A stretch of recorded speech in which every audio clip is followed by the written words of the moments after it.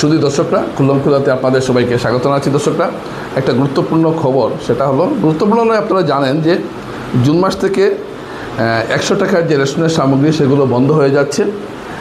70 লাখ সুবিধা প্রাপক এই সুবিধা থেকে বঞ্চিত হচ্ছেন। গত 7 মাস যে ডাল, চিনি ও লবণ রেশনে দেওয়া হচ্ছিল, এতে সরকারের 296 কোটি টাকা সরকারের খরচ হয়েছে। নতুন করে বাজেট না হওয়া পর্যন্ত এই প্রকল্পের এখন কেউ পাবেন না। খাদ্য এবং অসামরিক যোগান বিভাগ একটি বিজ্ঞপ্তি জারি করে কথা জানিয়েছে, অর্থাৎ রেশন থেকে এইগুলো জিনিসের আপনি পাচ্ছেন না, কারণ নতুন বাজেট না হওয়া পর্যন্ত এটা দেওয়া যাবে না। এবং আপনারা দেখছেন যে 296 কোটি টাকা ব্যয় ইতিমধ্যে হয়ে গেছে।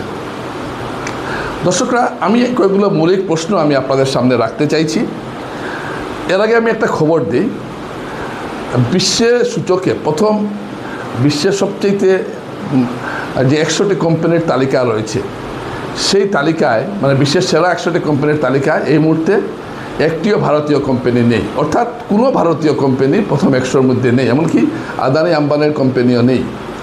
এটা প্রথম ঘটছে এবং এটা ভারতের জন্য অত্যন্ত উদ্বেগজনক একটা বিষয় যে প্রথম 100 কোম্পানির মধ্যে ভারতের একজনও নেই।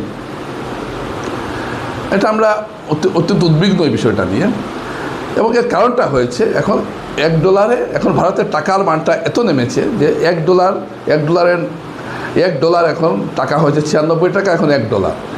এই টাকার মান কমে যাওয়ার ফলেই ভারতীয় কোনো কোম্পানি প্রথম 100 থাকতে পারছে না।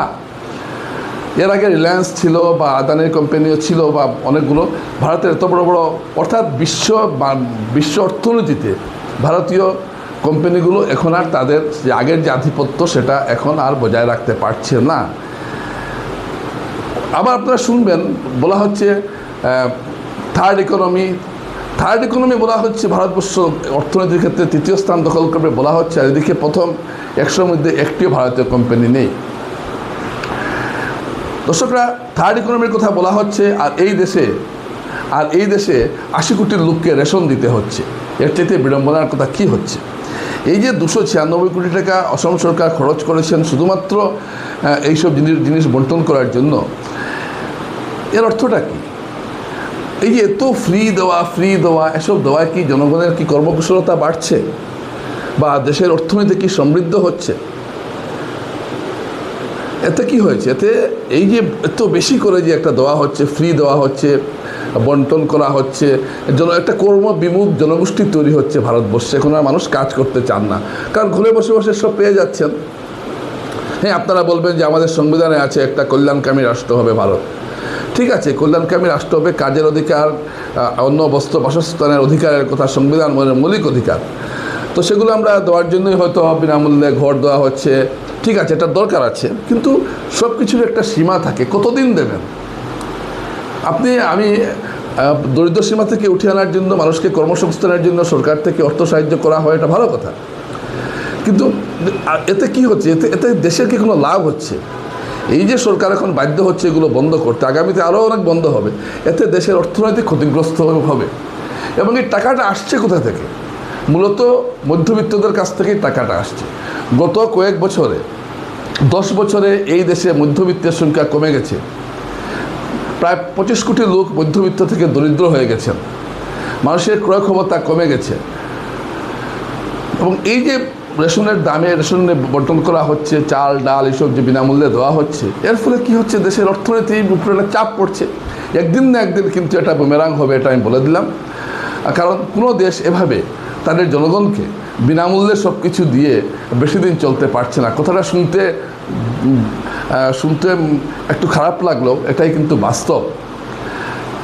এই যে এই বরাক উপত্যকার চা বাগানগুলো আগামী 10-15 বছর পরে পুরোপুরি বন্ধ হয়ে যাবে, কারণ শ্রমিক পাচ্ছেন না, এবং কারণ সব কিছু ফ্রি পাওয়া যাচ্ছে। আর যে যুবকরা আছে তারা দেখছে ঘরে তো ফ্রি আছেই, চেন্নাই গিয়ে তারা রোজগার করছে, কিছু টাকা একটা পাঠাচ্ছে এখানে, কারণ বাগানে কাজ করে অত টাকা তারা পাবে না। কিন্তু বাগানে কাজ করার ফলে যে তারা একটা পিএফ, গ্র্যাচুইটি, রেশন এসব যে পাচ্ছে, এটা তারা ভুলে যাচ্ছেন। তো চা বাগান একটা সংকটে রয়েছে। চা বাগানের শ্রমিকরা এখন সময় মতো কাজে আসেন না। মালিকপক্ষ বেশি কিছু বলতে পারবেন না, কারণ না বললে কাজে আসবেই না। আর চা বাগানের শ্রমিকের যে কাজ, এটা শুধু চা বাগানের শ্রমিকরাই করতে পারে, অন্য শ্রমিকরা পারবে না। এই সবগুলো মিলিয়ে একটা অর্থনীতির উপরে একটা প্রভাব পড়ছে। অরুণোদয়ের টাকা আরও বাড়ানো হচ্ছে। এই বাড়তি টাকাটা আসবে কোথা থেকে? আপনার আমার ট্যাক্স থেকে আসবে টাকাটা। এবং তার ফলে কী হবে? জিনিসপত্রের আরও দাম বাড়বে, অন্য জিনিসপত্রগুলোর দাম বাড়বে। তো আপনি এদিকে 3,000 পেলেন, আর জিনিসপত্র কিনতে গিয়ে আপনার মাসিক খরচ আরও 3,000 বেড়ে গেল, মানে আপনি একই জায়গায় রইলেন। তো এই একটা যে চলছে, এবং রাজনৈতিক দলগুলো প্রতিযোগিতা শুরু হয়েছে কে কাকে কত দিতে পারে। মমতা 1,500 দিচ্ছেন, তো বিজেপি 3,000 দিচ্ছে। আজকে হিমন্ত বিশ্ব শর্মা বলছেন যে না, আমি এখন 3,000 দেবো। তো এই যে এগুলো যে অরুণোদয় প্রকল্পে আমি চ্যালেঞ্জ দিয়ে বলতে পারি, আমার জানা মতে এই শিলচর শহরে আমি না হলেও 15-20 জনকে চিনি যারা ধনীগড়ের এবং যাদের এই টাকার কোনো প্রয়োজন নেই। তারা এই টাকাটা শুধুমাত্র তাদের বিলাসের জন্য বা তাদের পকেট খরচের জন্য নিচ্ছেন। তো এগুলো দেখার বিষয় রয়েছে। হ্যাঁ, যারা অসহায়, এখন ধরুন কোনো একটা পরিবার আছে, তাদের উপার্জন করার মতো কেউ নেই, বা কোনো মহিলা আছেন সন্তান তাকে দেখছে না, বা কোনো স্বামী মারা গেছেন, ছোট বাচ্চা আছে, এরকম মহিলা আছেন, তাদেরকে সহায়তা করার প্রয়োজন রয়েছে। কিন্তু যারা মোটামুটি ঠিক আছে, কিন্তু সবাইকে আপনি দিয়ে দিচ্ছেন ফ্রি, এতে সমাজে কি হয়েছে একটা? আমি গত কোভিডের সময় আমাকে একজন এসে বললেন যে আমরা তো গরিব খুঁজে পাচ্ছি না, আর গরিবরা তো আসতে চাইছে না।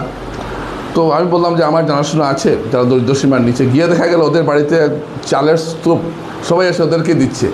এরা এখন আরেক জায়গা থেকে বিনামূল্যে চাল নেওয়ার জন্য এখন ভাড়া চাইছে ওই জায়গায় যাওয়ার জন্য। তো এইসব ঘটনা কিন্তু ঘটছে, এটা ঘটনা আমি নিজের চোখে দেখেছি। তো দর্শক, আজকে যে এই সরকার যে সিদ্ধান্তগুলো নিচ্ছে, এরা কেন নিচ্ছে? কারণ এটা বেশি দিন চালানো যাবে না। আর চালানোর ফলে কি হবে? উন্নতি কিছু হবে না, দেশের উন্নতিটা ব্যাহত হবে।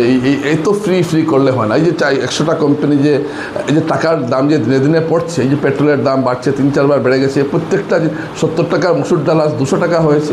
এই বেশি দিন না, 5-6 বছর আগেও 70 টাকা ছিল, সেটা 200 টাকা হয়েছে। এটা আপনি খেয়াল করছেন? তো এই যে প্রতিটা জিনিসের দাম, যে খাওয়ার তেলের দাম কী হারে বেড়েছে আপনারা দেখুন। মানে এই যে অবস্থা যে চলছে, এবং এগুলো এই বিনামূল্যে দেওয়ার জন্যই বাধ্য হচ্ছেন মানুষ এইসব কিনতে। কারণ দেখুন, চাহিদা এবং যোগান বলে একটা কথা আছে। সরকার যখন দিচ্ছে, সরকার তো টাকাই দেশ থেকে আনতে হবে। সরকার তো নিজের টাকা তৈরি করতে পারবে না, তোর মুদ্রাস্ফীতি হয়ে যাবে। তো আর শেষ পর্যন্ত মুদ্রাস্ফীতি হবে। তো দর্শকরা, আমি একটা আসামের একটা রেশনের কথা আর আন্তর্জাতিক ক্ষেত্রে ভারতের কোনো কোম্পানি প্রথম 100 না থাকা, এই দুটোর সঙ্গে একটা সামঞ্জস্য আনার চেষ্টা করলাম। আশা করি দর্শকরা এটা অনুধাবন করবেন, এবং এটা বাস্তব পরিস্থিতি। নমস্কার।